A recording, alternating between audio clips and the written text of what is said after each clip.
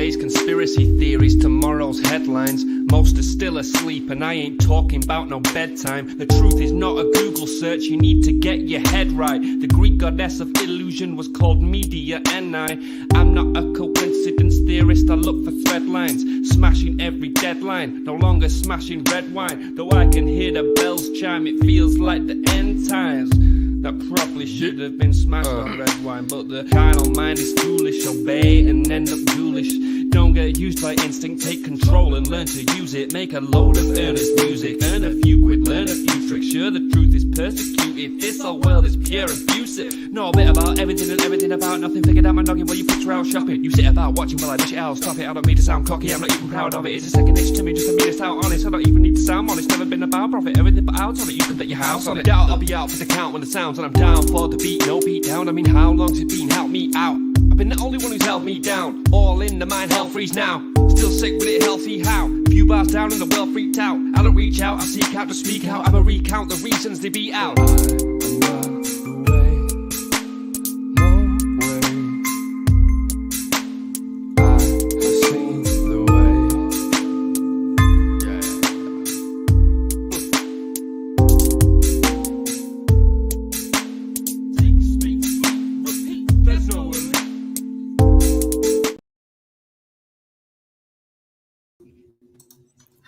Hello, good afternoon, wherever you are in this beautiful world. I'm your host, Joseph Daniel Pena. This is the 509 Divine Podcast, and today we got some earthbound topics for you, man. Hey, we're going to stick you right back into earth, bring you back down to earth, as they say. Because look at this world, man. They're trying to take away our humanity, strip us away from our land, and take us away from our natural resources, what we can do with ourselves, how we can be strong, resilient, and abundant. Hey, this is Jim Gale from Food Forest Abundance, and I'm going to go ahead and let him explain about his program. Cool, brother. Well, first of all, Joseph, watching your intro, seeing the slides that you have up, man, you got it. It's all right there. His story is a lie. 100% through and through. It's written by the winners. And the winners are not the winners because they won using ethical and righteous acts. It's not like an athlete or a competition where the best athlete wins. In the game that has been played, the winners have often been the most psychopathic, corrupt, and evil bastards that roamed the earth. And their psychopathic evil nature, their desire for control and force and violence has, well, combined with some intelligence, but without wisdom, without connection, they are in control of our world. Every industry. And Kennedy, one of my favorite quotes ever by Kennedy, his speech, he said, "We are opposed around the world by a ruthless and monolithic conspiracy that has conscripted vast wealth and resources and human resources throughout the world." And if you are curious about this quote, look it up on DuckDuckGo, and it's been scrubbed off of YouTube.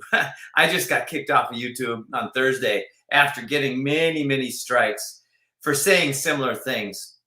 So the problem is that we are controlled by governmente. Governmente means mind control, and government is controlled by the wicked. It's important to know the enemy, because once we know truly what the enemy is, then we can look at what the enemy does and we can ask questions. How can we do it differently? Right? And so it gets down to the simplest thing we have. And by the way, during this talk today, I'm going to frame in a very actionable way the solution, the single most incredible solution to all of the world's biggest problems. And Victor Hugo's quote, "There's one thing stronger than all of the armies of the world, and that is an idea whose time has come." I'm going to lay out that idea in a way that you can take action on it starting tonight, starting right now, in fact. And there's two parts to it. The first part is if if mind control is the ultimate problem, then a free mind, a mind free of the programming, a mind free of the coercion and manipulation of governmente is the solution. Enlightenment is the solution from a more spiritual perspective. So you've got the two controllers of humanity, governmente, state, and religion. Now, the word has been changed a little bit, but think about it as religion. A legion is a Roman army. To religion is to join the Roman army. The word legal means the undoing of God's law. The Roman army is led by lawyers and priests that are not ethical, and they don't care about spirituality. They care about control. Governmente is led by lawyers. Same thing, the undoing of God's law.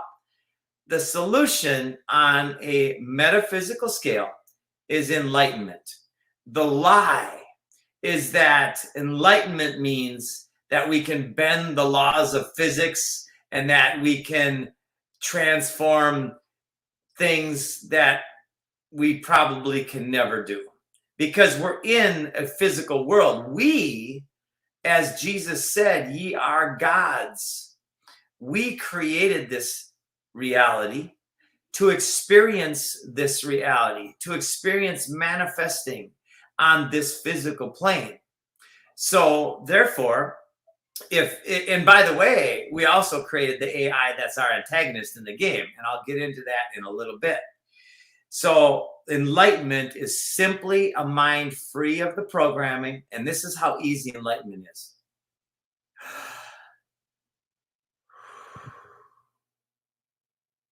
Take a deep breath, or 3 or 4, and allow your mind to go silent. And when you do that, when you practice that enough, at first it might be a little bit difficult because we have the habit of a programmed mind by design, by intent. The habit, when we intend to be enlightened, we make that a very clear goal. In fact, there's a story I read one time where a student was asking a master, how do I become enlightened? The master grabbed the student's head and put it underwater until the student was squirming in desperate need of a breath. The master then let go of his head and he said, when you want to be enlightened as much as you wanted that breath, then it will come just as easily. So I've rambled on a little bit, Joseph, but what are your thoughts so far? When we allow ourselves to believe and see that there's these abilities in ourselves, in a world, we do get it, we do receive it. They say, you ask and you shall receive. Personally, I understand that this whole universe is based on water, and if we are a stone structure in water, we cannot really float through the water. If we allow ourselves to be very open-minded and, let's just say, wavy with the universe and actually flow with what the universe's energies are and not deny what is being said we are not by these powers that be, we can flow in our divine state, in our natural state. Allow our body to vibrate and connect with people, connect with the animals, which is where intuition comes along, which is where telepathy comes along, which is where these tribal powers come along. You see them in the Samoan chants, and these chants power up people. You can bet that for sure. And our spirit can vibrate and float along with the ether, which is where our astral realm taps into play. Edgar Casey and many other people were very powerful with this astral realm because they believed and they understood that our spirit can connect to another realm and connect to this higher energy where it can tap into knowledge and a whole array of things.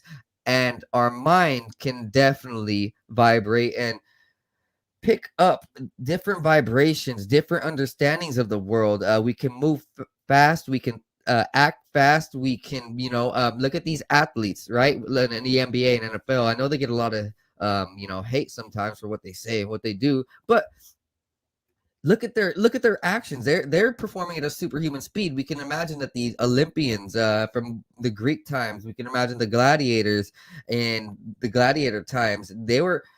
Their mental processing ability was so sharp.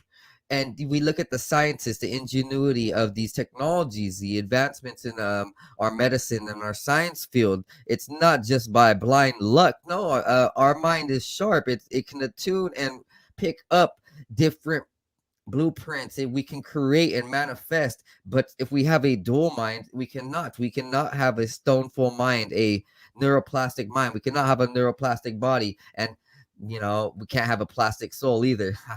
Even That's though right. the elites would want us to, we can't. They can't fake that. Hey, that's why they hate us, because they ain't us. And look, it starts with food. The gut biome is very strong, very resounding in controlling our whole body, mind, and soul.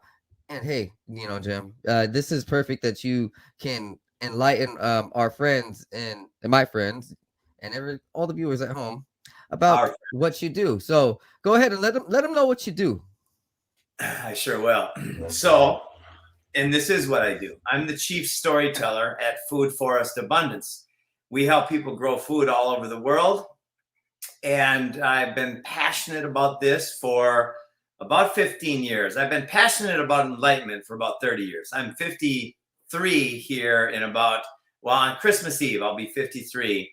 And I've never felt more inspired, more alive in my life.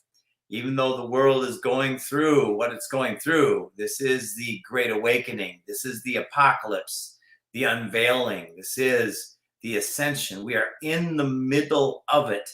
And it's an epic process. It's written in the stars. This is where the convergence of all the stories come together. And we are witness to it. And not only are we witness to it, but we're here to affect it, to be part of it. And that's where it gets extremely exciting for me. Napoleon Hill, who studied the most successful, influential minds in the history of the world, he deducted after a lifetime of study that whatever the mind can conceive and believe, it can achieve. Let's sit with that for a second. Whatever your mind can conceive and believe, it can achieve. And experience this with me. Whatever my mind can conceive and believe, it can achieve. Like, oh my God, that's a big statement. The next logical question is, what can my mind conceive and believe? Because if it can conceive and believe anything, and I can achieve it, if I can conceive and believe it, then I'm going for it. Because what that tells me is there's no limits to the possibility. And I know that to be true from my life experience and from reading his books and all the other great books. As you mentioned, the Bible says, as a man thinketh in his heart, so is he. It is written even in Max Planck, the father of quantum mechanics, the quantum sciences. He said that matter is a derivative of thought. That's a profound statement. Oh, Sam Tripoli, my buddy's calling. I'll tell him I'll call him back later. Hey, answer it on there. Go for it. I don't care. Yeah, we're live. Do it. You know how they say, we do it live. You know what? That is fun. That's fun as shit. Hey, Sam Tripp is an inspiration to me. Hey, brother. So I'm on a podcast with my buddy Joseph, and I said, holy shit, my bro Sam's calling. So I answered because he said, yes, answer. So here I am, brother. I actually found you through Sam Tripoli. Yeah, in fact, Joseph said he found me through you just now on live on the podcast. Oh, that's great. Well, tell Joseph hello, and I appreciate the support. And Yeah, I'd love to have him on my podcast. He actually said happy birthday to me. apologize for not getting back to you. I think it was either Thanksgiving or the day after Thanksgiving, and I just want to call, tell you that I love you, and I'm sorry to get back to you. And then when we have time later, call me. I sure will, brother. Have a great night. I'll text you or chat up real soon. All right, brother. Okay, ciao. Tell Love you, man. everybody I said hi. Thanks for the support. You betcha, bro. Hey, God bless. Sorry, that Yeah, was quick. yeah. Actually, he said happy birthday to me last year. It was so interesting. Yeah, it He's was like awesome. it was cool. Yeah, I'd love Yes. to have him on my podcast. We could link that. Yeah, I'll be talking to him probably later tonight. I love that fella. So He's so awesome. All right, yeah, let's go. there's okay. So Hey, the universe is very resonant. Hey, all I said was from the start. I actually met you through Sam Tripoli, and get Sam Tripoli called. that's how it goes. I mean, okay. So this is a time to tell a couple stories. So the other day, I had a woman come, and by the way, this is all about growing freedom because that's what we do. We help people grow food because food is the foundation of freedom, and I'll get into the why about that.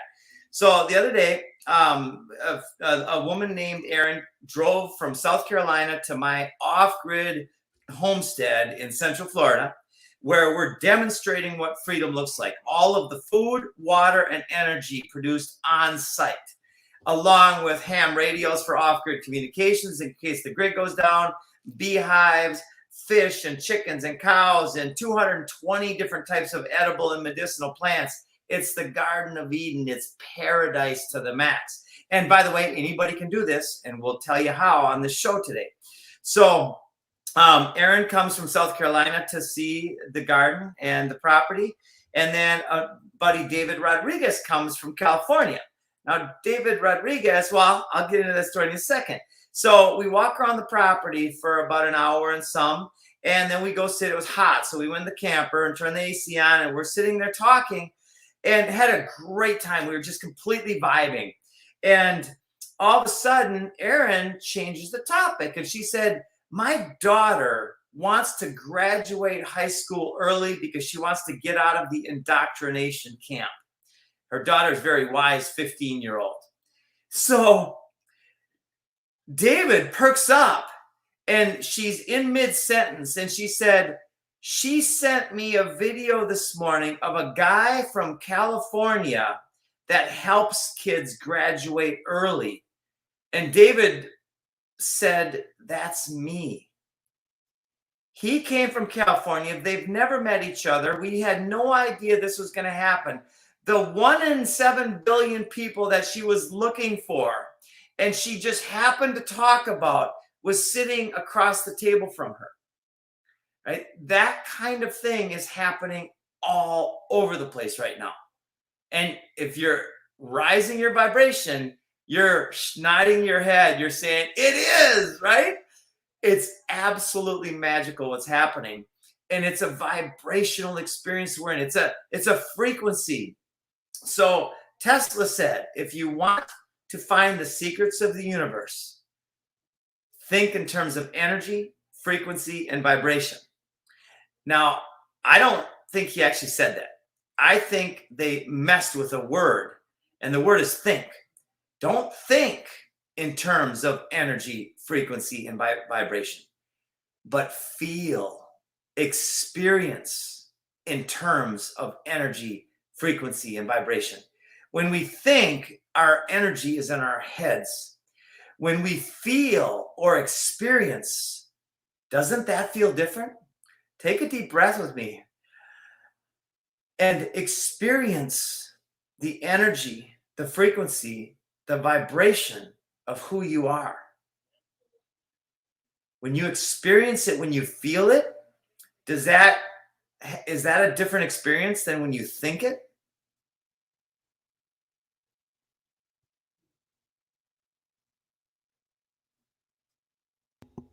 Hello? Hey, are you there? Yes, I am. Okay. Is that a different experience for you, Joseph? Is that when you experience or feel that energy, feel the frequency? Can you feel it? Yeah, it's definitely that I absorb what's around me, and I actually get empowered by it. It's like I kind of feel a little bit of a levitation instead of a depression where I'm like just trying to, kind of not really take knowledge of the breath and of feeling, instead of being arrogant of my own sensations. If I'm in a mad mood and I'm ignoring my actual energies, then yeah, I feel down. But if I'm focusing on my energy, my breath, my surroundings, then I feel it, I absorb it, I become one with it. It's understanding where it's all at. So it's the inner, it's going in and feeling your body, feeling your spirit. You said it's empowering. It's where the power is the connection to God, to source. And it's the gap between the thoughts that is where the light mente is. It's where the enlightenment is, and it's where the ideas are. It's where the connection to the power of God is. Right? The thoughts are often programs, cultural conditioned BS, belief systems, bad science, and bullshit. And the connection is where the truth is. And then, so I could go off on some tangents there, but back to what we do and so 15 years ago, I learned when some buddies were telling me building or 9/11 was an inside job. And I laughed at them. I said, oh, how could it be? And this is the logic that a lot of people are struggling with right now. I said to them, here's why I think that's impossible. Too many people would have had to be involved to carry that out, to make that happen. I had no idea about how the compartmentalization of government works. I had no idea how they use NLP and coercion and manipulation and bribery and all of these other tools to bring the wicked, the people who are below the level of integrity, into their model. And then when we start unpacking it, like peeling away layers of an onion, a lot of times there's tears involved in that, because it's just fascinating how they've done it, how evil has manifested itself in our world through Hollywood, through media, how back over 100 years ago, J.P. Morgan and his crew, which is just an extension of the Rothschilds and the Rockefellers and the people who are the world controllers, the slave masters. It's incredible how they commissioned a group to study the most influential newspapers in the world at the time, or maybe it was in the United States at that time. And they simply bought them all for one reason: to control the narrative, to control the mind of the slave. Now, Goethe said, none are more hopelessly enslaved than those who falsely believe they are free. It was tough for my ego at the time, years back, to get that in my thick skull. When I finally realized, when I saw clearly with my real eyes that I had been and was a slave, well, first of all, I didn't like it much, and that's why cognitive dissonance would not allow me to see it. But once I finally embraced that fact, then from there, I was able to look for freedom and to find freedom. And freedom also begins with you and your land. Oh, my dog's just coming in. So let's go ahead and talk about this program and how we can liberate ourselves. And see, understandably, in the last 12 months, we have faced as a collective around the whole world a stipulation in our future lands and resources. We have come to a crossroads where the old programs and the old way of doing things just is not cutting it, and the older controllers are really cutting our ties and they're not letting us evolve. So it's come to a point where we have to evolve on our own. We have to maintain freedom. We have to take control of everything, including our land. So you guys go ahead and create a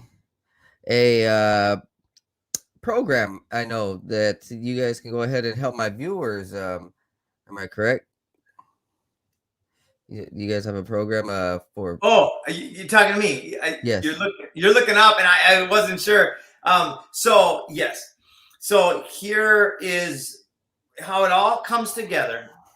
When you ask a question long enough, and I've been obsessed with this question.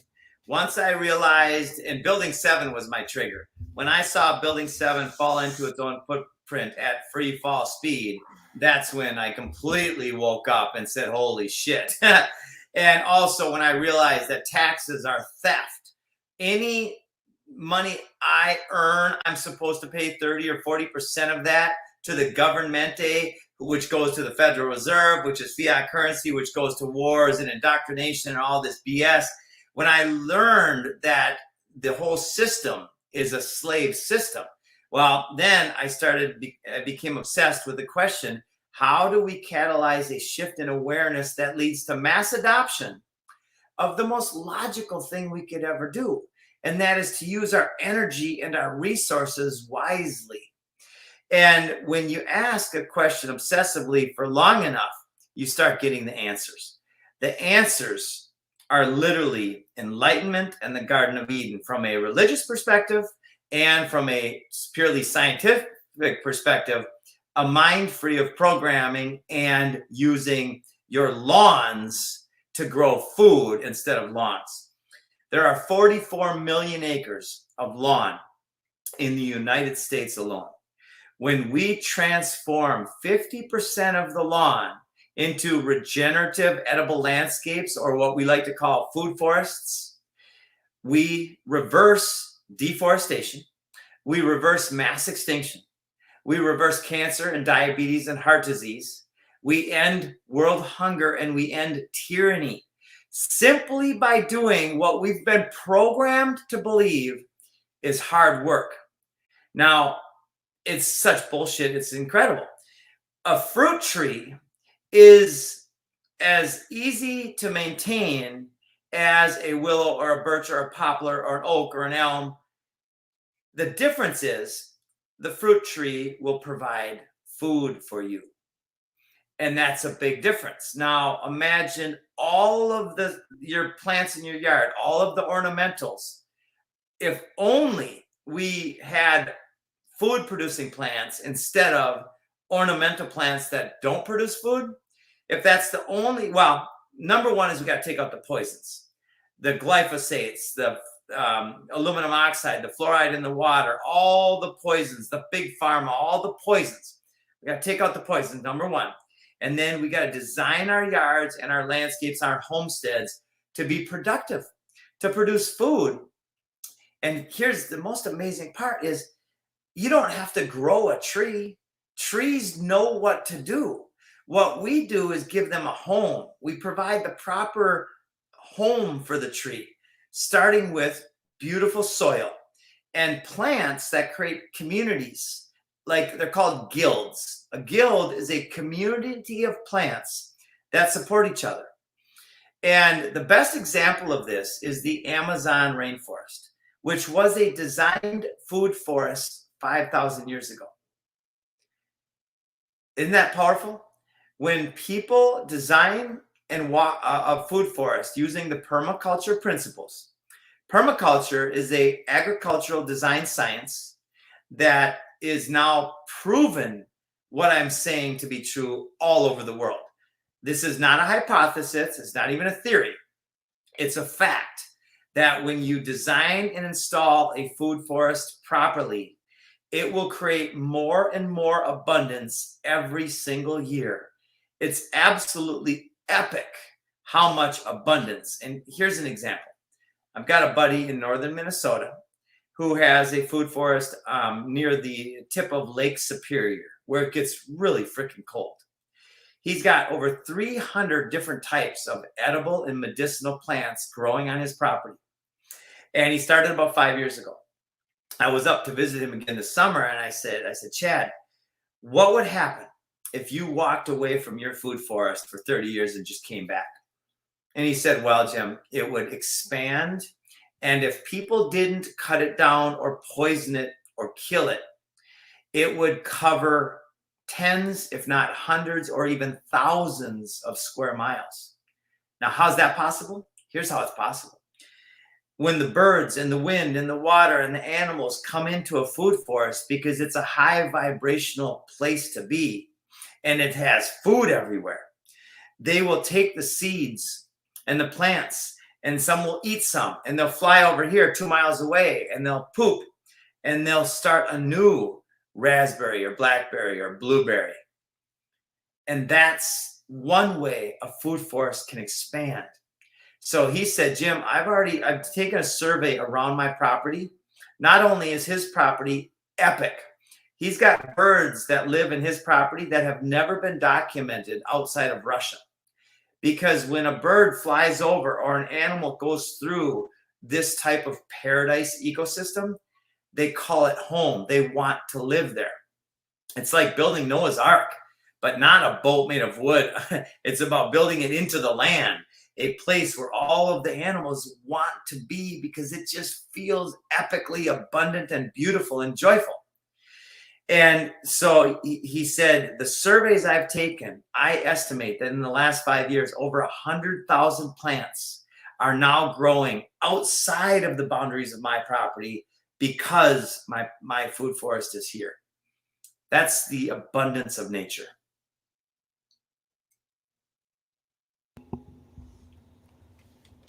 Amazing. Now, look, we around the world, we see it. We see farmers are under attack. We see farmers going on strike, farmers having protests, farmers taking charge right now. And if you haven't noticed, there's a reason for that. The elites, they're trying to control the food you eat, from the GMOs to seeds to the plots of land, taking over your property. And if their seeds get on your property, now it's their property. And it's like, in every aspect, they're trying to control your humanity, control little aspects down to the soil health through the radiation. We see radiational damage in the soil. We see these contaminants that they fly over in the plains, destroying the soil, destroying our land. And that is not a way to live. The way that we tackle that problem is taking control of it.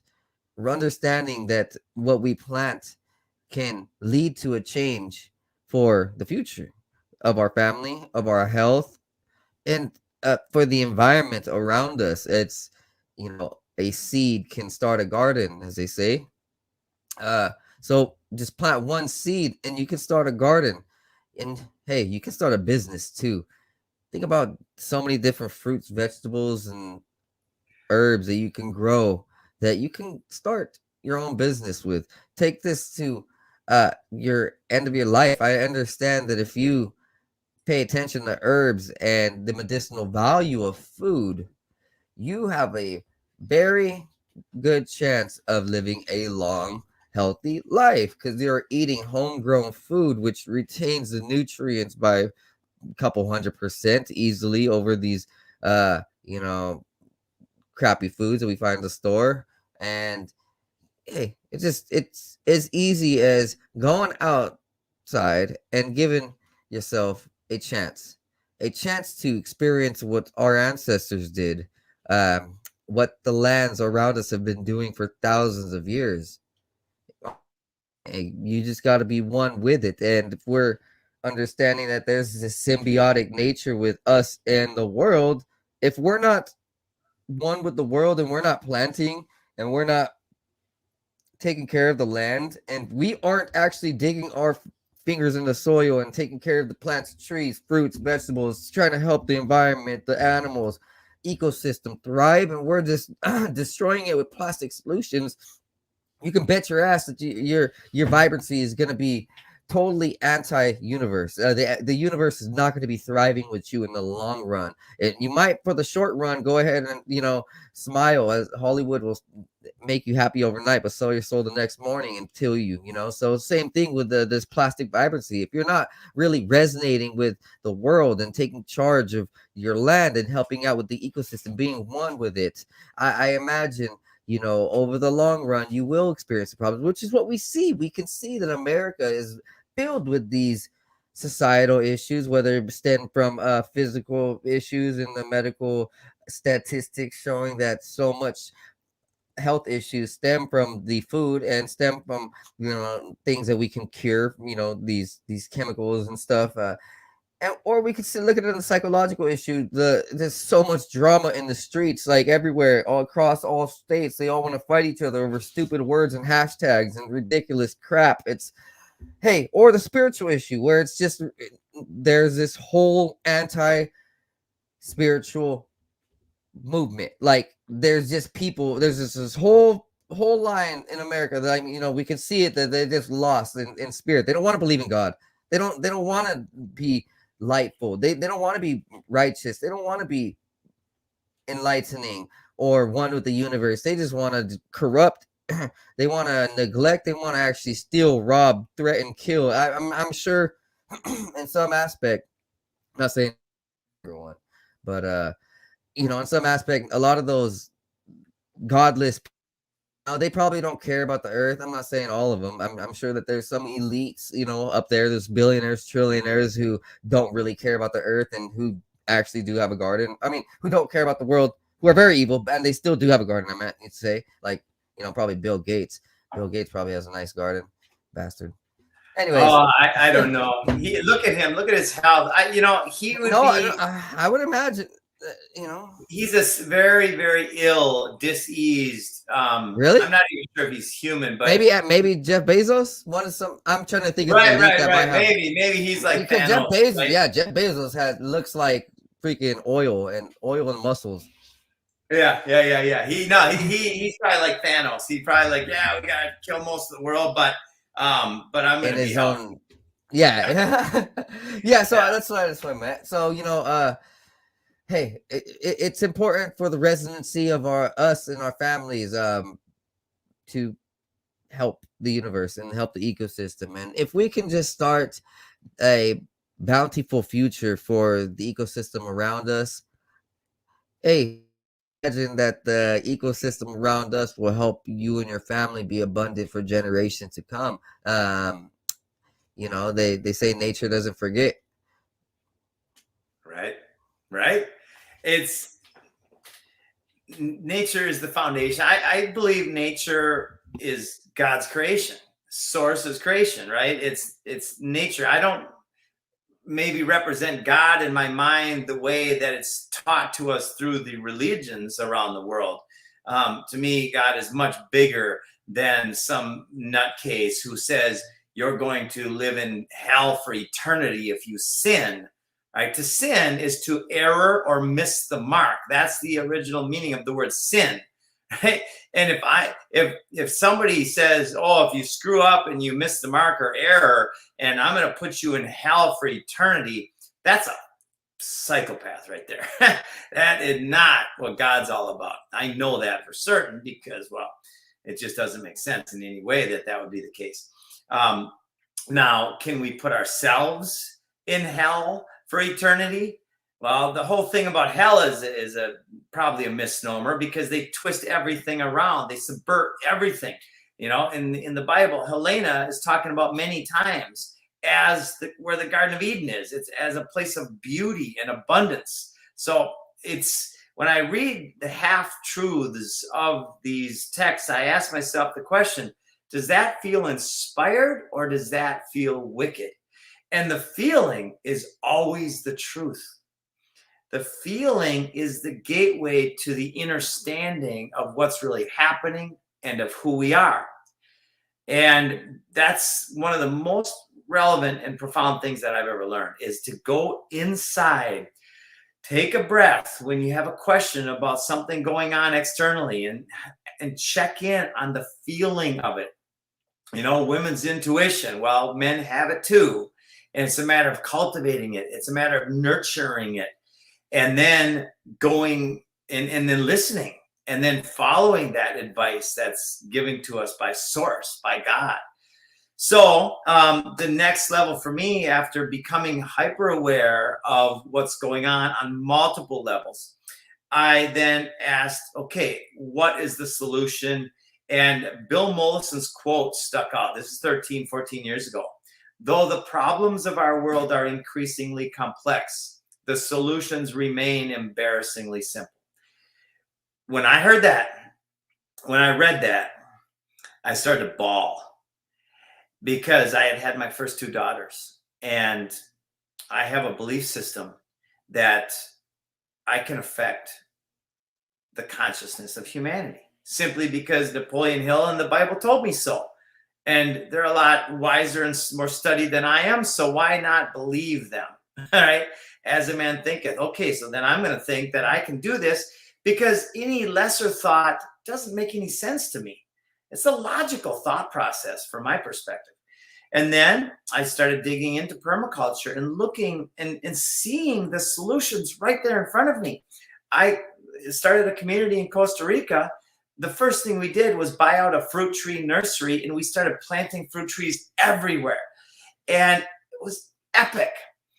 And then the Costa Rican government got involved. We were the most successful development in the country at the time. And then we got shut down. We got extorted because they saw money. When we're in a foreign country, especially, well, most all of them, whenever somebody from the US goes to a foreign country, especially Latin America or Africa or different places, a lot of times we are looked at not as a human, but as a resource, a place to get money. And so they came and they said, if you give us $20,000, we'll not extort you. They had the power. But here's the interesting part. Of course, there are good people in all governments around the world. There are some good people. They usually don't make it up to the top because that's where the real clamps are. But the person who accused us of cutting down the jungle wrote a document that was fraudulent. And he was the top guy in that entity. That entity was supposed to oversee the protection of the jungle. And the guy from another entity called Minayet, it's like our Department of Land and Natural Resources. He was the one that wrote the original document.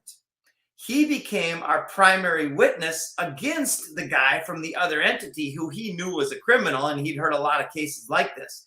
We were willing to fight it. So we fought it and we won. The damage was already done. It was 2012 and it was a mess. The government appointed actuary said that we are owed $28 million. We won every round in court, but we have not been paid yet. So anyway, I left Costa Rica because I realized that I needed to be back in Florida to inspire and empower people. And how do we best inspire and empower people? Well, talking about it is great. Explaining it in glorious detail is great. But nothing compares to living it. Nothing compares to demonstrating it. So we created a community. It's called Galt's Landing, after John Galt from Atlas Shrugged. And in our community, we use our land, our 50 acres, as an asset, not a liability. Like all of these HOA communities around the world, they use their land as a liability. It's an expense on their balance sheet. People have to pay to maintain the land. Not in our community. In our community, the land maintains us. We simply designed it that way, using the permaculture principles. Our HOA dues, we get all the food that we could ever want and so much more. We've got so much extra food that we are selling and giving away our extra food to the community around us. And my friends out there listening, the food supply chain is collapsing. It's done. It's already happened. Most of us don't know it yet. It started a long time ago. The monocultures that are mining and destroying our soil was the beginning of the collapse of our society. And so, there's good news here, but the bad news is in the short term, you better be prepared. You should have at least 3 to 6 months of stored food somewhere accessible. You should also have the ability to protect your food. And the best way to protect your food, if you're the only one with food in a food supply chain disaster, then it's not food security, because now other people want what you have because they're literally starving to death. So the best way to have true food security is to have your friends and family and neighbors and community also food secure. In the short term, it's going to the store and buying the food, especially if you're in the north. If you're in the south, like I'm here in Florida, get some food and also start putting food in the ground. Start growing food. When our vision for the world comes to fruition, literally food will be everywhere and food will be free. Of course, I'll still go to restaurants because I don't know how to cook. Not that well. I'm going to learn, but I want to go to restaurants to sit and have a great meal and enjoy people and have somebody else do the cooking while we sit and maybe have a glass of wine or something, right? So the economy is going to change massively. The farms that are now monocultures destroying our world are going to go back to forests, but not just any forest. We are going to design those farms to be productive systems that support 10x, 100x, 1,000x the amount of life that those farms currently support. It's really quite infinite what is going to come.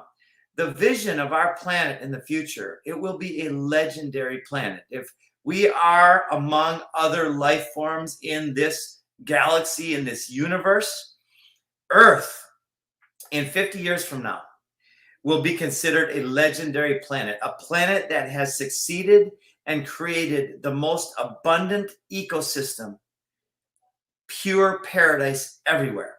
That's what's coming, because it's our game to play, and that's the win of the game.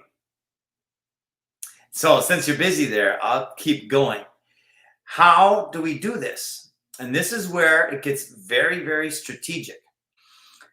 Demonstrating freedom, demonstrating food forestry, demonstrating what it looks like to produce everything you need on your own property.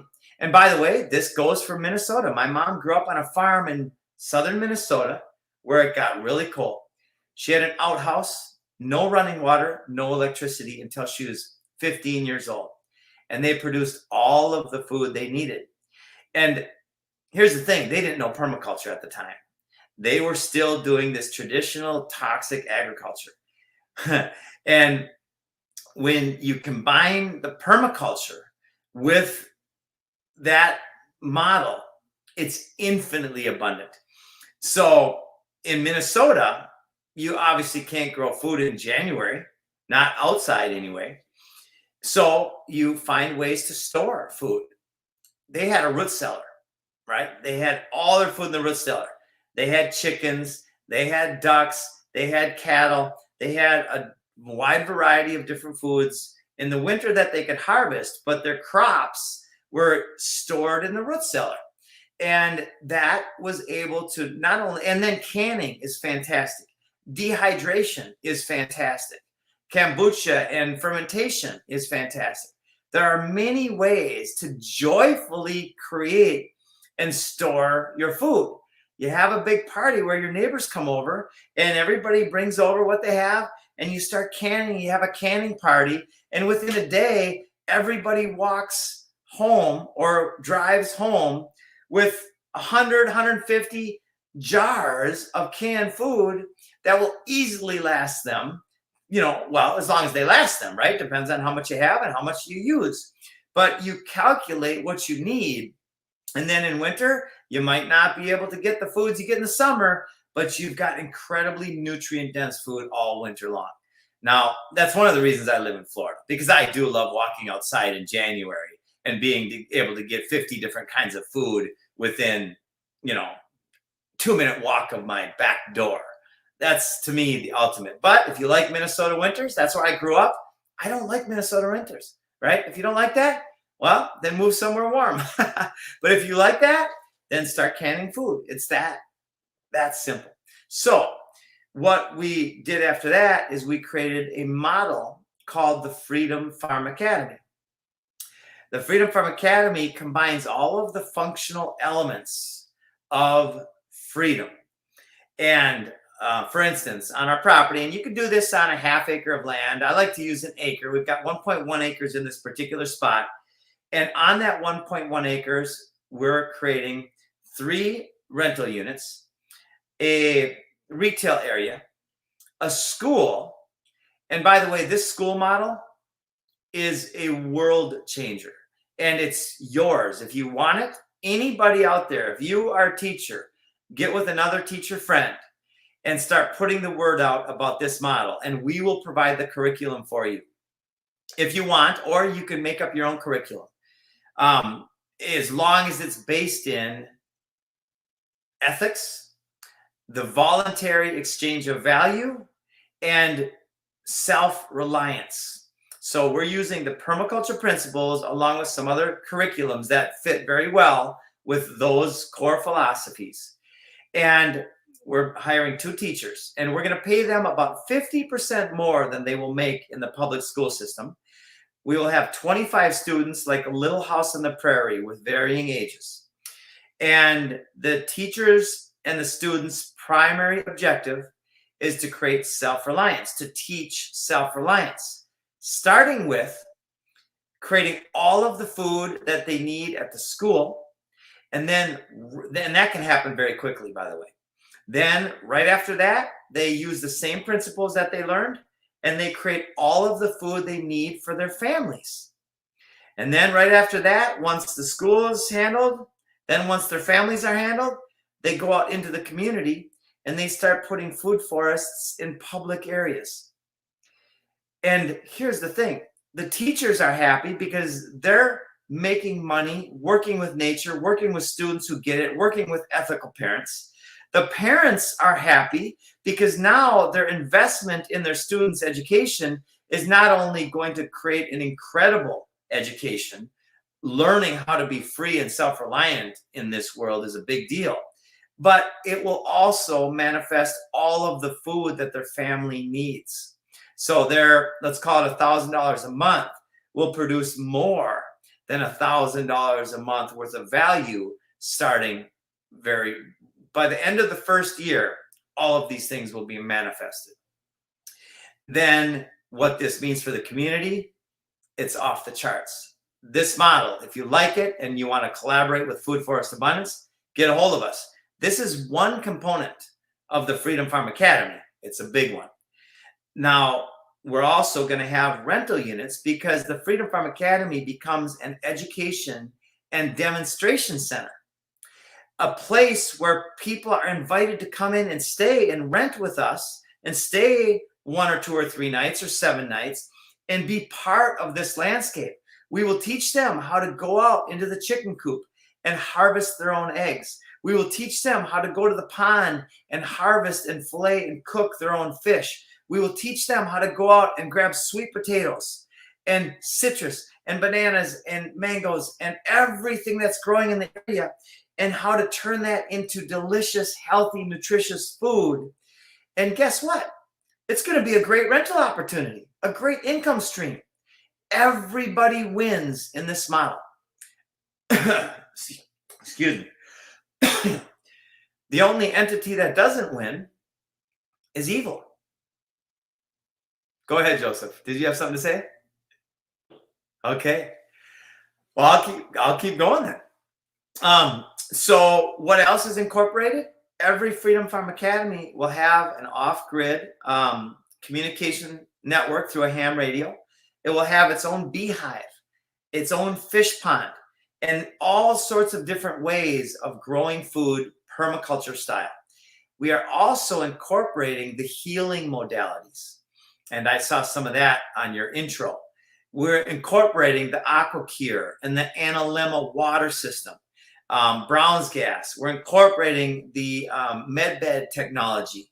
We're incorporating colloidal silver hot tubs and pools and usage. We're incorporating all of the things that you will not find at the hospital. And the function of combining healthy, nutrient-dense, poison-free food with all of these other components, well, that will lead to people healing. And we don't have to make any claims. We're never going to make any claims. People will come, they'll spend time, and here's my experience to date. We don't even have these rental units going yet. They'll be done this month. People come and just walking around the food forest, they're healing. They're crying tears of joy. They leave with smiles on their faces. It's such a beautiful thing to witness. So I'm going to take a breather. What do you think, Joseph? I have the AquaCare right here behind me. And colloidal silver, I started taking that about 2 years ago. It's important to understand that our body can resonate with silver and gold, and it's been known for a long time that we can use these things in our foods and our drinks and our lotions. It's very powerful to resonate with. It can really help shift, let's just say, our connection with the world. We become actually a bit more connective. I feel, when I use the colloidal silver and gold, I just feel a bit more energetic. Nature itself provides the same type of energy. I'm not saying in metal form, but the same buoyant energy. It's out there. It's powerful. When you have a garden, see now, I'm here up in the Northwest, Pacific Northwest, Washington State to be exact. And just this year, I started about a garden of 40 or more different seeds. It was actually awesome. I got the idea from you. I in my head, I was like, I don't know how to freaking manage this. I actually texted you from one of my old phones a couple years, like a year or two ago, and I tried to go and figure it out, but I didn't end up running with you, and so I did it on my own. I had about like a garden of like 40. It was pretty cool. I'm not gonna lie. When I went out there this year, I noticed 2 times more animals. Like, so normally for the last decade, I'd go outside. I got raspberries, I got strawberries, some different fruits a little bit here and there. Nothing. It wasn't as good. I had a little tomatoes. It wasn't as good as I had it this year, right? So the last decade, I would go outside. There'll be birds. Okay, cool. Maybe a dog or a cat. This year, with the garden flourishing, I planted flowers. I planted herbs, fruits, vegetables. I got my cannabis right here in Washington State, and it's legal. So we got some things we can feel the nature. I felt it, right? I walked outside. The animals felt it. There was just this flourishing vibrancy that life felt. I started using some product called Myco in my soil, mycorrhizal inoculant, or I think it is, something like that, right? So it helps out in the fungi, helps it's a fungi granule that helps out the fungi network in the soil, something like that. I'm not the biggest nerd on that part yet.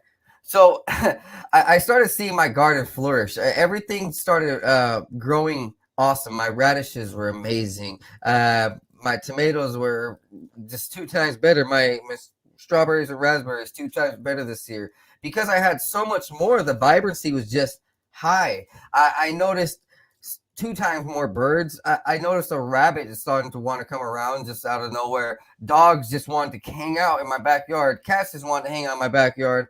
It was like I started seeing more bees, a little bit more butterflies. I understand that's what the flowers come in, right? But it's beyond that, it's beyond that, right? The vibrancy in all of this, it comes to life. We flourish when we tap into this energy, and we can see it. It's been there for a long time ago in a galaxy far, far away. you know, thousands of years ago. No, really joking. Thousands of years ago, for all cultures across all lands, you know, I guess you would say the most vibrant people were the ones who, you know, were always constantly with nature. You see it in the movies. The people out there, and like I know Disney gets a lot of hate, but in some aspect, in some aspect though, you see the people in Disney movies. They're out there in nature. In other movies, Disney's a horrible example, but regardless, they're in nature. They're happy. It is that way. That is true. And if we can just do a couple things here and there and plant some seeds and start creating that musical garden, you know, because I know for a fact that all these plants, they vibrate at a frequency. If you look at YouTube videos for mushrooms hooked up to a synthesizer and hooked up to some speakers, they actually produce their own sounds. I've seen the same type of technology used for flowers. So you know, they hooked up a little bit of a speaker and pads to a flower, and it made its own sound and frequency. Everything produces its own sounds. Now, when you have a barren wasteland in your backyard, that's no sound. That's no bass. There's no frequencies. There's no tunes. Now, when you go outside and there's like 100 different flowers, there's tunes. There's this vibrancy. I mean, there's also this, you know, like this breathing that, you know, it helps your breath. Gardens help your breath work, so that's a whole different thing. But vibrancy in its own aspect, the sound, it empowers you. Now, when we look at the gardening and the health form and how powerful it can be to just be around it and have the fresh oxygen and have these different ancient, what did I call them, like mitochondria, and like different DNA, ancient DNA from the soil and from these flower genes and these flower hormones and the pheromones that the flowers release, and all this, you know, all the chemicals flowers release in their in when they bloom, in fruits, herbs. Yeah. It empowers you. It impacts you. It takes you back to a time, and it actually enlightens you through the biochemistry and bioconnectivity of us and Earth, and how we actually do have this, you know, connection, like this electrical connection, you know, this fungus connection, whatever we want to call it. Earth picks up our signature. As we know, most of the world, it runs on this fungi network, and the fungi network is constantly talking, and it's picking up on our signatures, saying, telling China what we're doing pretty much, and the trees in China, what's going on over here in America, and what's going on in South America, and the fish, and, you know, the whole, the ecosystem is talking. Now, when we shut off the ecosystem in our own life, us, our body biome, our gut biome, our outside for our animals, and we shut down our soil, and we just like shut it off, it's like we shut down, you know, that music. We aren't really vibing with the music. That's why you kind of see, and I kind of now like understand these Southern American cultures and other cultures around the world, where they're just out in nature and they're just dancing. They're tribal. They're dancing at night. You know, they just want to dance. Like, they have this vibrancy to them. They feel the rhythms of the world, the plants, the animals, and there's no joke that they actually do feel the rhythms. I feel the rhythm with my dog. I feel the rhythm with other animals. When I walk in a building with another animal, me and the animal, we're like, what's up? And it's not even like actually words. It's like the animal, you know, gives the respect, I give the respect. And, you know, outside, same thing with the birds and the my garden. We talk, we vibe with each other, we kind of bounce off, you know, we're like, we keep each other in check. Everything in this nature on earth keeps each other in check in some form. Now, if you go into the forest, if you go into a wild forest, a lot of these ecosystems actually balance each other. If there's like an imbalance, sometimes something will happen where, you know, they will try to recorrect and balance itself. Now, that's not for everything. You know, man has caused a whole bunch of damage, but in some aspect, you know, things have been living here for thousands and millions of years because there's, you know, nature has its own rhythm. When we shut it off, we aren't really allowing that balance to flourish. You know, we aren't becoming with balance. We aren't we aren't really having a attunement with world, and it's all out of tune. If we can go ahead and start a garden in our backyard, and look, I mean, I don't know if you like put your gardens in geometrical patterns, but that would be an interesting Sometimes thing we do. too. Yeah, Like, biodynamic is wonderful. it's Yeah. like sacred geometry. That's something I'm just like a high idea I came up with in my mind right now. If we can just go ahead and start a garden, we will flourish in multiple ways. And you talk about starting a garden, right? So designing a food forest, starting a garden is one thing, and it's hold awesome. on, be right back. Hold on. Keep on going. All right. Designing a garden is awesome. But starting a garden, but when you design a food forest, that's a whole nother thing. Because now you're working with perennial edible landscapes that, again, take less maintenance than a lawn. And that's the part I love about it. So I'm talking about perennial edible landscapes, Joseph. When you design a perennial edible landscape, you can literally design it, install it, and you can walk away as long as you got it designed right and installed right. In some cases, you got to pay attention to irrigation and water. Water's kind of one of the number one things. What zone is it in? Are you in the right zone for the plants? And do you have the right water? Do you have the right sun exposure and all that? Once you design it using these principles, which is actually a pretty complex thing, right? The permaculture principles, they take in all the factors regarding that particular piece of land. And when you add in all those factors and you look for the types of plants that thrive in that zone already, and you put it all together, you can walk away from it and it'll just continuously produce more food every year. So that's the fun part. And buddy, I've got two daughters here, and I just had a mini disaster with my little one.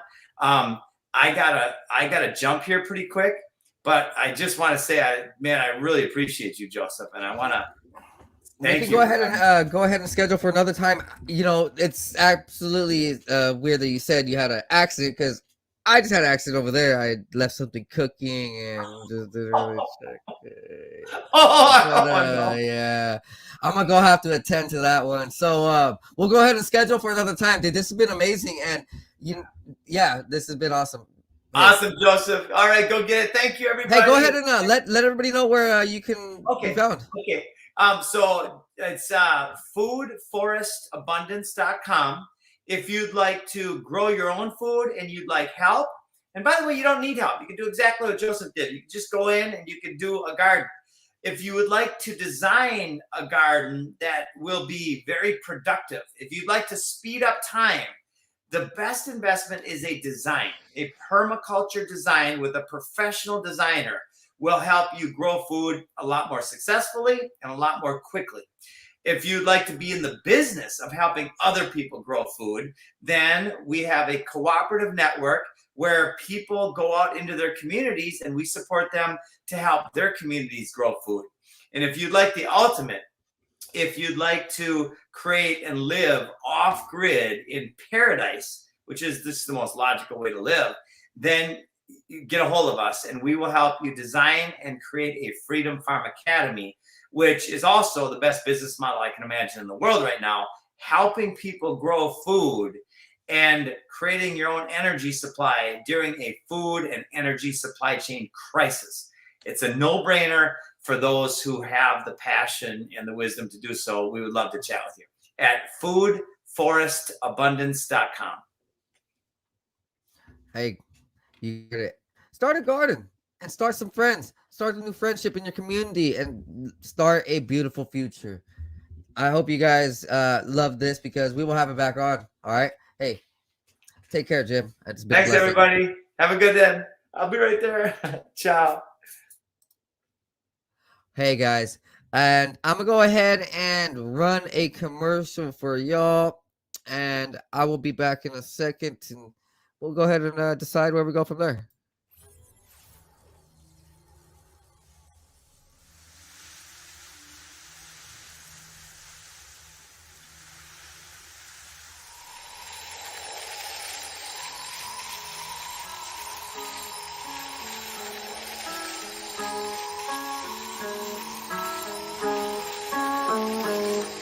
I know I do. I've been at it for a minute, pursuing, doing the damage. Knew I would do everything that I said I would do. I gotta have it, so goddamn it, I'ma be everything I plan to be. Glad to see money coming my way, believe I'll achieve anything I put my mind to, or at least I try to. I'm avoiding my doom, manifesting my room. Meditate to ease the flow. Third eye open, see the goal, the energy. It can enter me, get me to feeling full. Forget my enemies, dead to me, yeah, I proceed to go to a new dimension. Gotta mention it's inside a soul. Go inside, fuck the outside. Never tell lies, show pride for belief. Gotta keep the range wide, so instead I just write another hit. Getting fried, rolling up, smoke another blunt for the good times. Bad times makes for the good rhymes, so it never matters. I just learned, no, I can't hide. Thank God for every second was birthed with the mind of an ancient soul who's just waiting for the next sign. I'm always watching, vision like a hawk, have 'em flocking.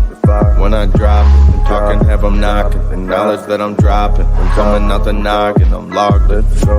That's the intuition, nothing wrong with doing what you feel is right. Everybody got this. Usually feel it in the night when I'm dropping knowledge. Never even needed any college, abolish people telling people what they want. I do not wish control over anybody, do it for the profit. That's the reason that they push it, do it from the cockpit. Cause they got the money, want the money on the mob shit. On the mob shit, but I know they ain't gon' make it, shit is poppin'. At the end of time, new age topics. Revolutionary crusade cross, here we go to a new space. Yeah, we enter in a new place. Louis V on my shoelace, rolling with the blue face. Yeah, I'm wondering what you chase. Just another dude caught up in the rat race. Moving my pace, lot of people looking at me sideways. I chase future preparations, gotta go through my phase till I feel ready to rearrange it. Happen on a daily basis, tripping oasis. When so many people that I can see through their faces and touch, so I'm reading minds, feel like I'm evasive, persuasive. Cause I feel the vibe, manipulation, I'm patient. Yeah, I feel the vibe, then work to change it. Manifestation, blessings is what I'm chasing. Quantum physics, I'm about to take the time and rearrange it. I play with reality, can't feel like I'm basic. Most people shut it down, don't wanna embrace it. Replacing knowledge.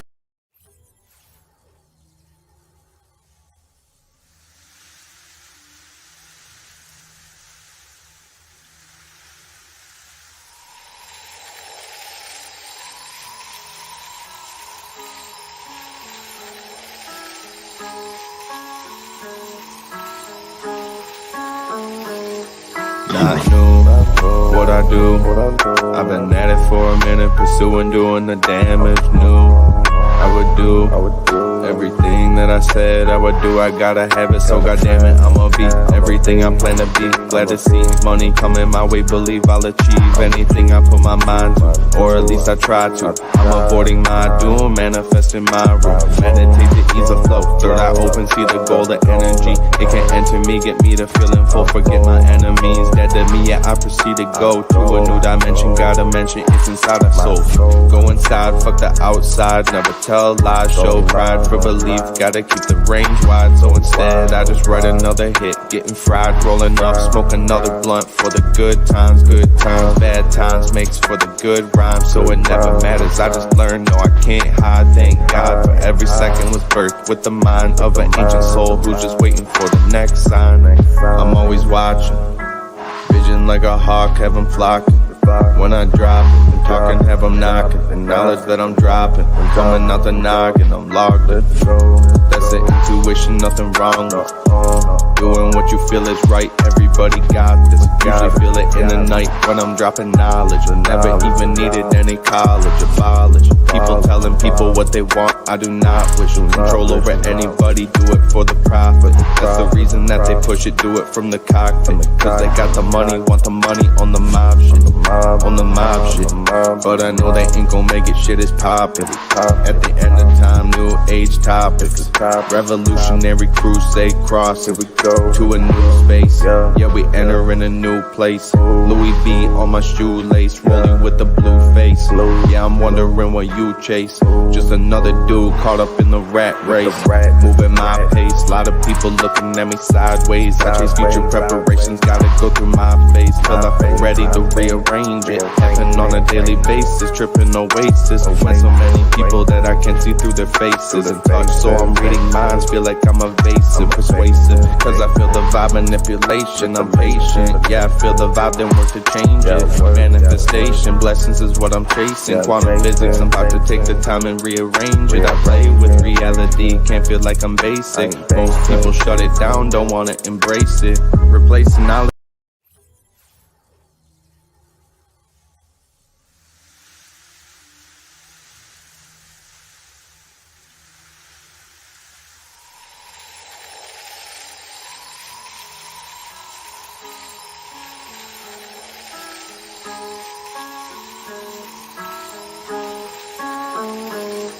Not new, what I do.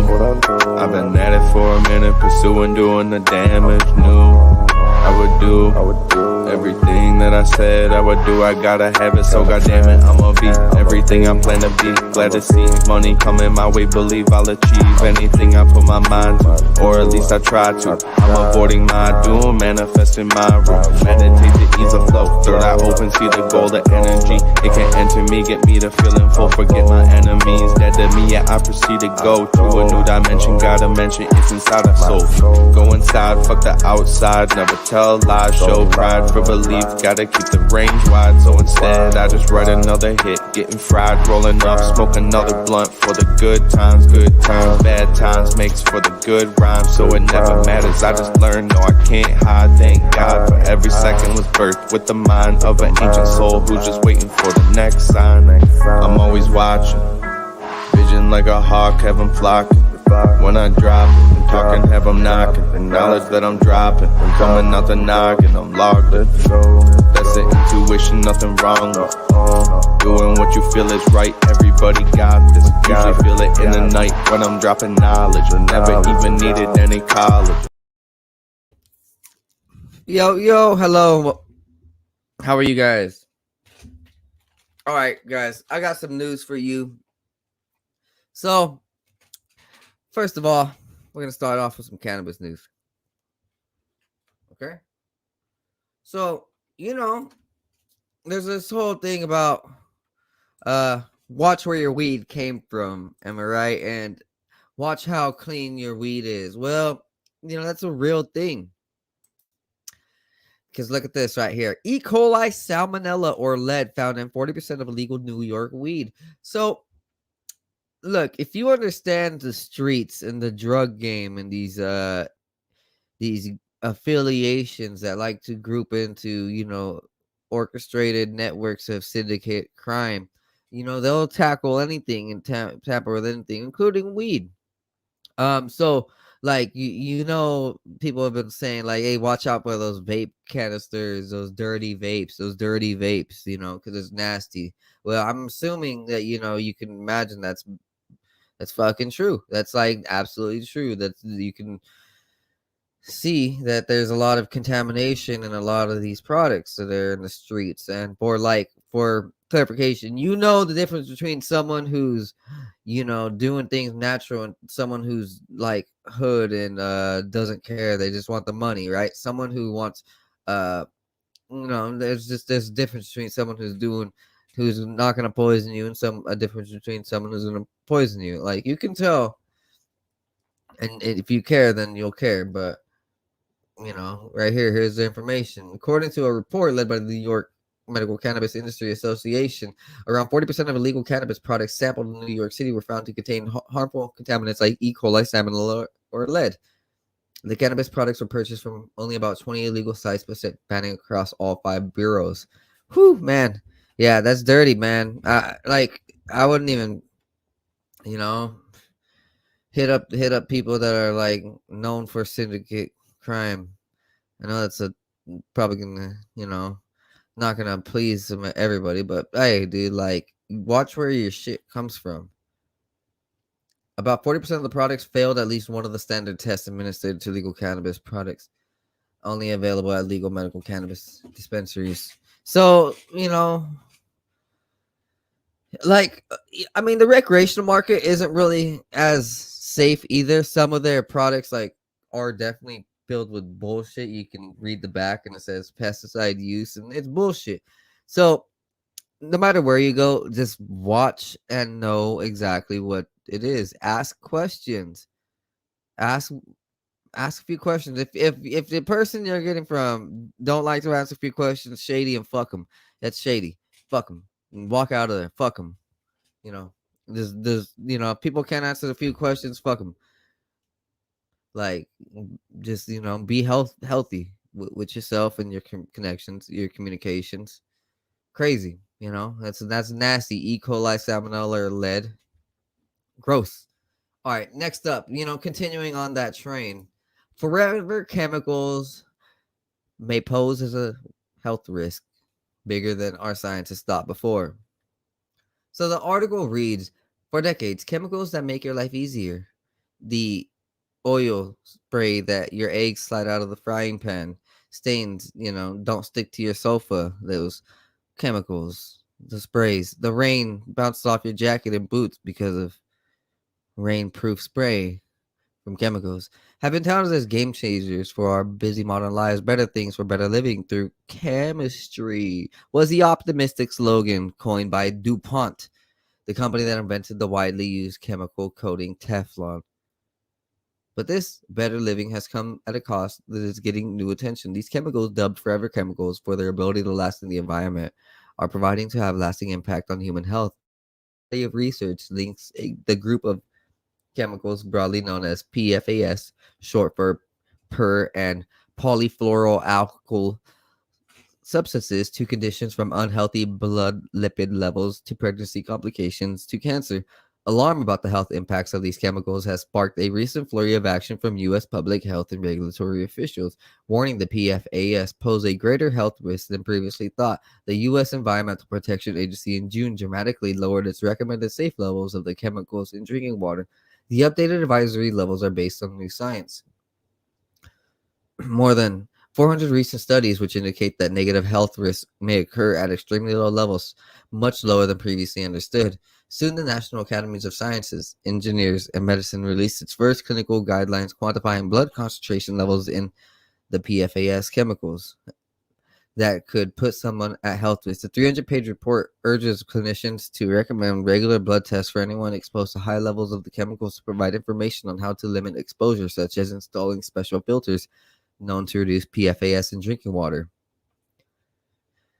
Interesting. I hope I'm getting some water filters from Natural Action Technologies. Go visit Natural Action Technology for water filters and to clear these PFAS and this bullshit, these chemicals. This will clean your system. For a 10% off a $2,500 order or less, use coupon code 509 DP-10 over at www.naturalaction.news, or sorry, naturalaction.com, www.naturalaction.com. Coupon code 509 DP-10 for 10% off your order of $2,500 or less on water filters, or coupon code 509 DP-20 for 20% off your order of $2,500 or more of these amazing water filters. But if you guys are serious, I can even hook you up with an even bigger discount. Just hit me up. I got you. All right, guys. Hey, for real, an even bigger discount. And I'm not gonna go ahead and tell you what it is. I just want you to go ahead and hit me up. And hey, if you guys are serious, I can help you out. All right, man. In the United States alone, by one measure, the tally of medical care costs and lost productivity of the PFAS exposure linked to 5 medical conditions adds up to at least $5.5 billion annually. Researchers at New York University reported July 26 in Exposure and Health. These conditions include low birth rate, childhood obesity, hypothyroidism in women, and kidney and testicular cancers. We looked up at 2 or more of the 9,000 chemicals in the PFAS family, so we're just seeing the tip of an iceberg, says Leonardo Trascende, a pediatrician and environmental health expert at NY Health. PFAS are found in many products, including firefighting foam, paint, sunscreen, makeup, dental floss, textiles, guitar strings, artificial turf, microwave popcorn bags, fast food packaging, carpeting. Ubiquitous chemicals include the highest risk of exposure, which would be like at firefighting.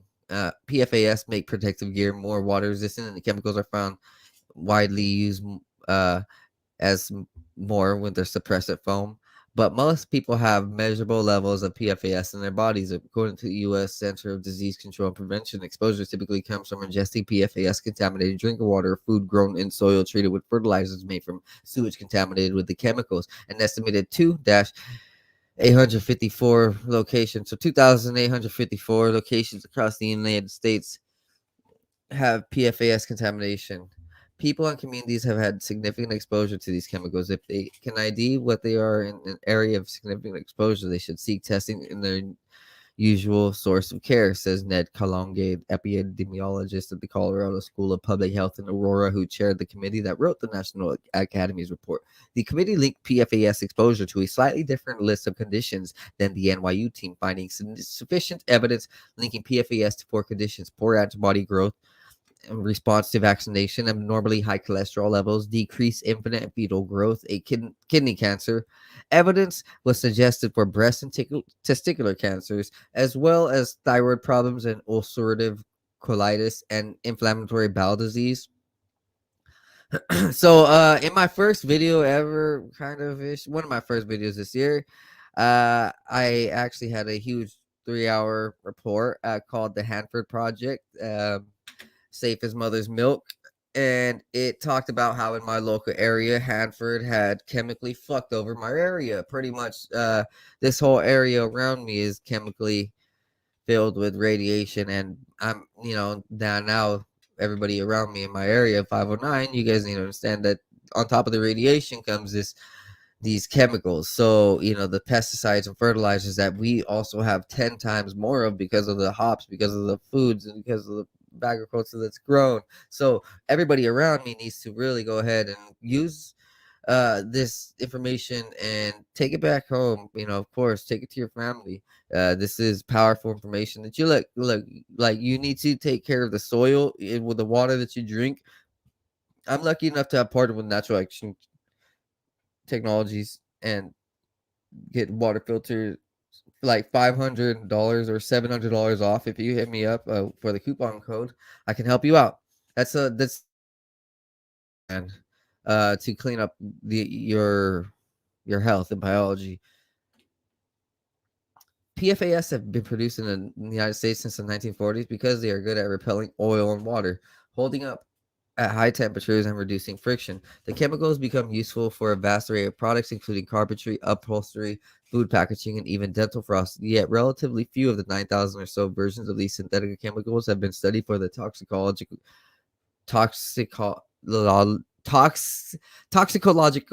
effects. Many PFAS are now recognized as endocrine disruptors, chemical compounds that interfere with the normal functioning of the endocrine or hormonal system.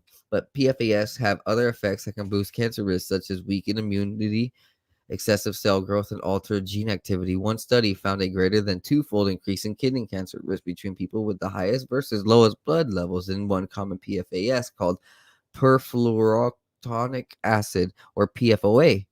Researchers reported in 2021 of the Journal of National Cancer Institute. A newer generation of PFAS was assumed to be safer because the chemicals are less likely to accumulate in the body, but these newer compounds are structurally similar to the older ones and can just be as harmful to health than their cousins. They said these newer molecules are increasingly being associated with diseases like gestational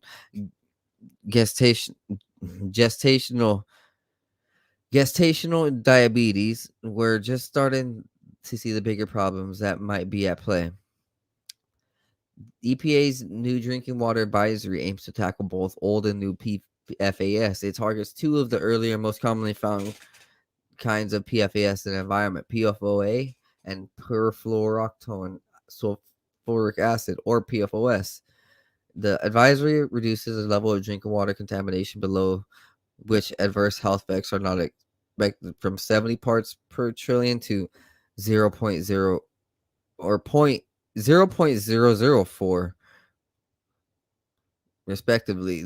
These levels are based on routine exposure to them over a lifetime. The EPA's health advisory also provided the first ever recommendations on two of the newer kinds of PFAS, hexafluoropropylene oxide dimeric acid and HFPO ammonium salt, collectively known as Gen X chemicals, and perfluoropudane sulfonic acid, or SFBS. The agency set the drinking water safety threshold at 10 parts per trillion for Gen X chemicals and 2,000 parts per trillion for PFBS. These newer chemicals have similar persistence in the environment, the agency states. Consumers can ask their municipal water provider for data on the PFAS testing in the area of testing is becoming more common, and providers should be able to list which PFAS they use. Private wells can be contaminated with PFAS if they are near manufacturers that produce or use chemicals, as well as airfields where PFAS are used for firefighting, training areas, or some waste disposal sites. People with private wells near one of these facilities can get their water tested. The EPA is giving grants to help underserved, small, and disadvantaged communities, providing household water quality testing and comply with drinking water regulations. Because there are limited available data on the health effects of the new generation of chemicals, the NYU and National Academies report focused on the impacts of older PFAS. First, the NYU team examined PFAS chemicals in blood samples obtained from roughly 5,000 adults and children who participated in the U.S. National Health and Nutrition Examination Survey. Then, based on earlier studies linking PFAS to certain diseases and models that estimate medical costs and lost worker productivity for these illnesses, the team came up with the PFAS price tag. Childhood obesity, the largest contributor to the overall economic toll of the PFAS exposure, costs about $2.7 billion a year. The team estimates, followed by hypothyroidism in women at $1.26 billion. When the researchers considered other PFAS-linked diseases beyond the top five, such as endometriosis, obesity in adults, and pneumonia in children, the estimated economic burden rose to as much as $63 or $63 billion annually. The National Academic report focused in part on how to curb that toll by providing testing guidelines to clinicians to detect high levels of PFAS in the body and to try to reduce exposure. The report provides the first clinical guidelines on how to assess a person's disease risk. A person with PFAS blood concentration of less than 2 nanograms per milliliter doesn't have to worry, but for patients with blood concentrations between 2 or 2 milliliter or 20 milliliters, clinicians should screen for conditions of unhealthy levels of fat in the blood, which can lead to heart problems. Such screening is especially important for people more vulnerable to the effects of PFAS exposure, like children, pregnant people, and those who are immunocompromised. For anyone who tests above 20 milliliters, the report encourages routine screenings for some cancers, thyroid problems, and ulcerative colitis. So we can see that, a lot of our problems can be tackled by our water cleanliness. And the past few podcasts I've had with Jonathan Buttes from Natural Water Technologies and freaking, oh my God, I'm having a brain fart right here. Oh my God, my second water Brown's gas hydrogen healing interview. Yeah, that was also all about cleanliness of water and how we can heal ourselves through this water. And so, this is a huge report. It's about to be done. So, activated carbon filters found in some countertops or pitcher filters don't remove PFAS as completely as reverse osmosis filters. Researchers at Duke University or North Carolina State in 2020. The National Academy report offers a link to NSF, a testing organization that offers technical details on which filters actually filter out PFAS. Efforts like reducing PFAS in drinking water could help. While EPA's health advisories are recommendations and not enforceable, Chasande is pleased that the agency acted quickly, particularly on newer chemicals like Gen X. But he argues that in light of what we already know and are continuing to learn about the disease burden caused by these chemicals, PFAS should undergo more testing before they are approved. Better yet, they should be regulated by class instead of taking what he calls whack-a-mole approach. All right, guys. So, go ahead, get your water cleans. But after that, check this out right here. The Emperor of Stones, in the language of the Vikings, Old Norse, rock means monolith, and no other runestone stands out from its peers in more ways than Sweden's rock monolith. The five-tone stone measures 8 feet tall, and its 5 sides are covered with the longest runic inscription in existence. This is the largest runic inscription monolith in existence, guys. Some 760 runes divided into 28 lines, and while the vast majority of the rune stones date to after the mid 10th century AD, the rock was inscribed much earlier, around 800 AD. It's the emperors of runestone, says Henrik Williams, a runologist of Uppsala University. Nothing can compare to it. All those scholars are united in recognizing the rock's singularity. With regard to its meaning, all they can agree on is that it was set up by a local chieftain named Baron as a memorial to his son Vamoth.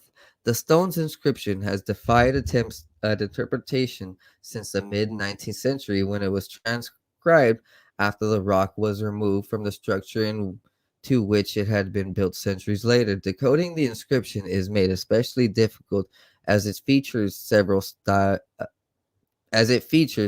styles of writing, including the earliest form of the runes called Elder Futhark and 2 types of ciphers. It's not clear in what order the sections of the text are supposed to be read, or if was even intended to be understood by mortals at all. I don't think this was ever meant to be read by humans, says Bo Grasland, an archaeologist of Uppsala University. It was only meant for the gods. Now, a team composed of Williams, Grasland, University of Gothenburg linguist Per Holmberg, and Stockholm University historian of religion Olaf Sandvudkist has developed a new interpretation of the inscription that lies to its themes in Norse mythology and to a devastating 6th century climate crisis. The very beginning of the inscription, scholars generally agree it is the beginning, describes Vamoth as death doomed. While most runestones memorialize the dead, says Williams, the phrase in this is unique to the rock in the monolith and suggests that the young man was fated to die for a particular reason. Based on a number of allusions strewn throughout the inscription, the researchers believe that the Vamoth perished so he can join the army of the chief Norse god Odin in Ragnarok, the apocalyptic battle pitting the Viking gods against their enemies, the giants. In one section, the researchers have detected a reference to one of the chief giants, the monstrous wolf Fenrir, swallowing the sun, the act that sets Ragnarok in motion. Another attempt describes Fenrir facing off against 20 kings, members of Odin's army, on the Grove of Sparks, a name for the Ragnarok battlefield. And near the end of the inscription, the team has gleaned a reference to Odin's son Vidthar, who vanquished Fenrir after the creature kills his father. Only then can the son's daughter take her mother's place in the sky. For the team, another key to the inscription's meaning is found in a line that mentions someone who 9 generations ago lost their life. Given that the runestone dates back to 800 AD and allowing 30 years per generation, this event would have occurred in the early 6th century. The scholars believe the line describes the death of the sun refers to a period beginning in 536 AD when a series of volcanic eruption is known to have blocked sunlight for several years, leading to mass starvation. This reference to events of nearly 3 centuries earlier, the researchers suggest, was likely prompted by a number of happenings reminiscent to those harrowing times. We know that there were solar storms that turned the sky red and would have caused very cold summers, and that there was a near total solar eclipse that would have scared the hell out of people. With the threat of the crisis looming, Valmoth is described on the runestones to have been cut down before his time in order to help Odin's army defeat the giants, ensuring that the sun would come to shine. Let's go ahead and check out this video.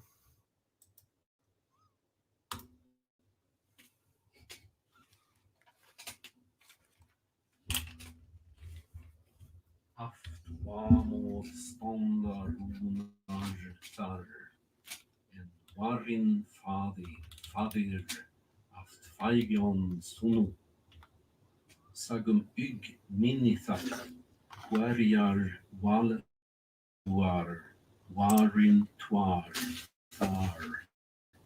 swalf sinum warin numnar at wal rau badar saman a umisum monum tatsagum annart war för 9 aldum an urdi fjarru med hræðgutum och dömir sakkar.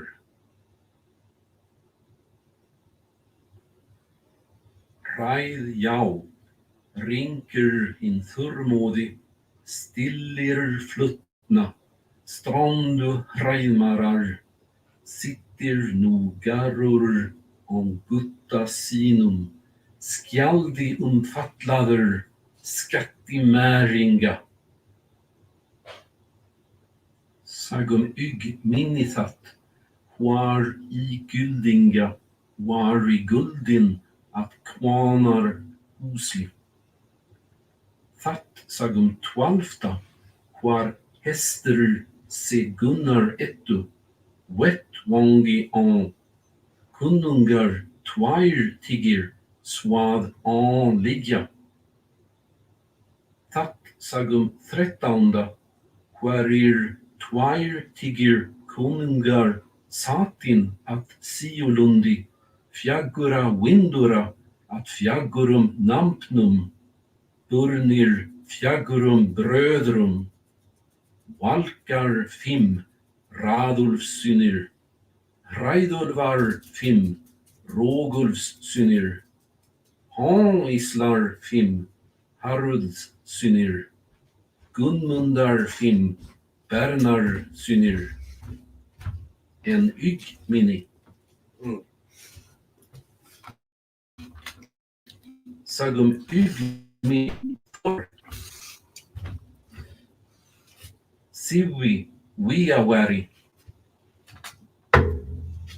Olni ryder. Sagum minni. Waim se burin nieder drängi. Willinestat. Knoa knati jatun. Willinestat. Nitt.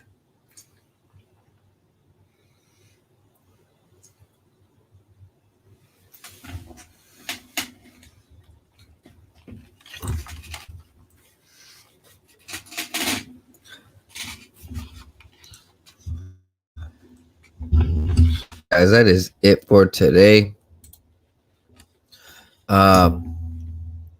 So I thank you guys for coming, and I appreciate you for being here. Go ahead, check out my page, 509divine.pines.com. I'm 509 Divine Pines on all socials. I am not doing this without you. I am fully crowdfunded, so go ahead and check out donations to Cash App, PayPal, buy me a coffee. If you want to go ahead and send me some crypto, hit me up on the DM and we'll figure that out.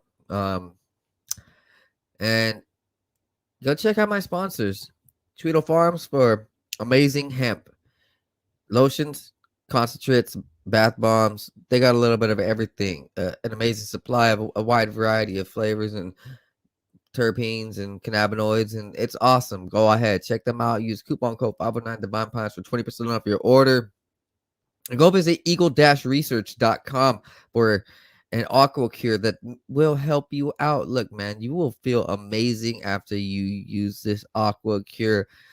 It's literally like a high. You don't need to be drugging yourself up from all these different drugs. You really just need this aqua cure. It's like a drug because it's just amazing aqua, amazing hydrogen gas. It's going to go ahead and get into your system and heal you. All right, guys. Hey, I love you guys. You guys go ahead and have a wonderful day. Take care. I'll go ahead and play my outro for y'all. Peace and blessings. Be blessed and be high.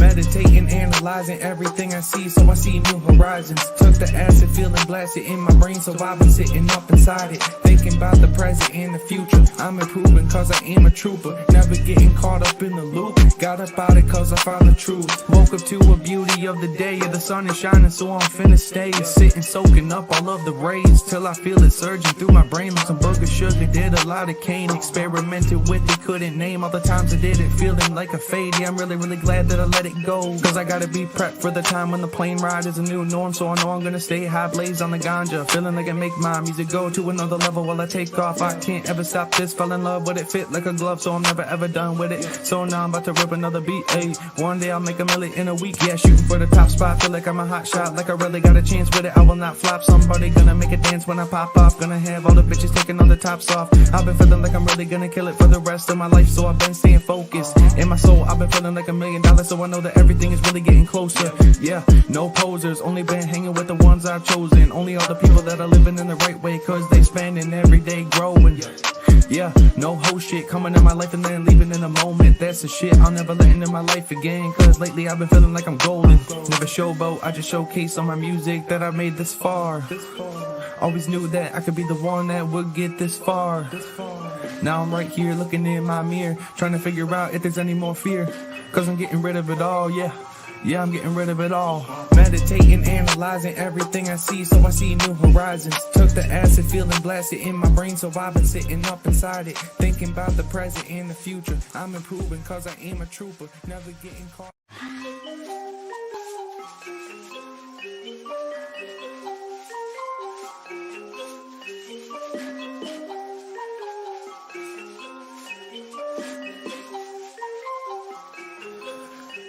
Meditating, analyzing everything I see, so I see new horizons. Took the acid, feeling blasted in my brain, so I've been sitting up inside it, thinking about the present and the future. I'm improving cause I am a trooper, never getting caught up in the loop. Got up out it cause I found the truth. Woke up to a beauty of the day, yeah, the sun is shining, so I'm finna stay. Sitting, soaking up all of the rays, till I feel it surging through my brain like some booger sugar. Did a lot of cane, experimented with it, couldn't name all the times I did it, feeling like a fade. Yeah, I'm really glad that I let it go, cause I gotta be prepped for the time when the plane ride is a new norm. So I know I'm gonna stay high, blaze on the ganja, feeling like I make my music go to another level while I take off. I can't ever stop this, fell in love with it, fit like a glove, so I'm never ever done with it. So now I'm about to rip another beat, ayy. One day I'll make $1 million in a week, yeah, shooting for the top spot. Feel like I'm a hot shot, like I really got a chance with it. I will not flop, somebody gonna make a dance when I pop off. Gonna have all the bitches taking all the tops off. I've been feeling like I'm really gonna kill it for the rest of my life, so I've been staying focused. In my soul, I've been feeling like $1 million, so I know that everything is really getting closer. Yeah, no posers, only been hanging with the ones I've chosen. Only all the people that are living in the right way, cause they spending every day growing. Yeah, no whole shit coming in my life and then leaving in a moment. That's the shit I'll never let into my life again, cause lately I've been feeling like I'm golden. Never showboat, I just showcase on my music that I made this far. Always knew that I could be the one that would get this far. Now I'm right here looking in my mirror, trying to figure out if there's any more fear, cause I'm getting rid of it all, yeah. Yeah, I'm getting rid of it all. Meditating, analyzing everything I see, so I see new horizons. Took the acid, feeling blasted in my brain, so I've been sitting up inside it, thinking about the present and the future. I'm improving cause I am a trooper, never getting